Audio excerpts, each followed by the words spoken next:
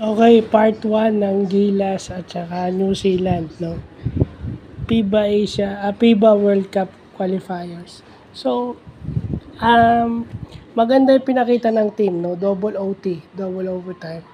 Pero, dito makikita na alam na kung sino yung babantayan sa Pilipinas. Our main guy is being defended.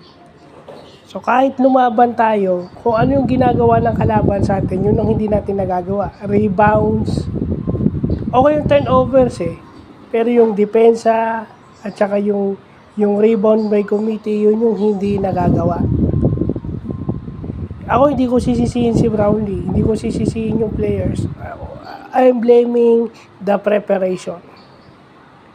Okay, fine. Sinabi ko nung nakaraan, hindi porket nanalo nung dalawang tune-up, okay na.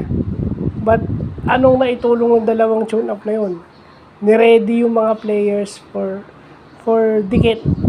Niready silang dumikit. Okay? No?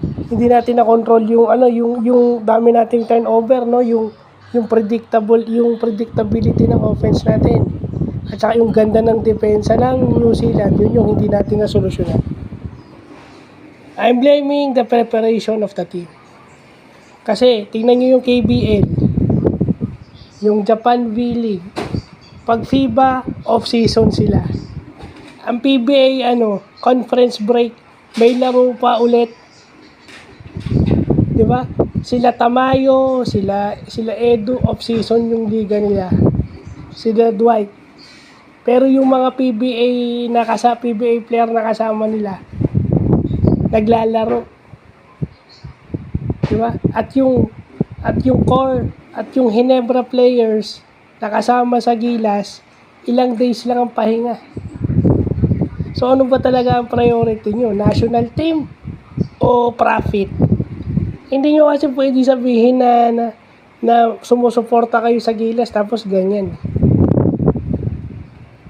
Kasi kung lagi tayong ganyan, wala tayong improvement. That is a formula for disaster in the long run. Pag tumagal, disaster pa rin yan. Pababa yan, hindi yan pataas.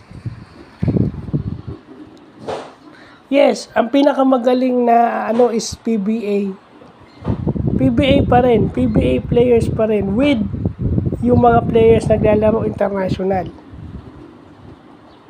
Dagdagan yun ang problema kasi, the coach doesn't want to add players in his pool dahil yung triangle nga mahirap ituro. Well, so anong gagawin nyo kung gano'n ang sistema ng coach? Yung PBA ang kailangan mag-adjust.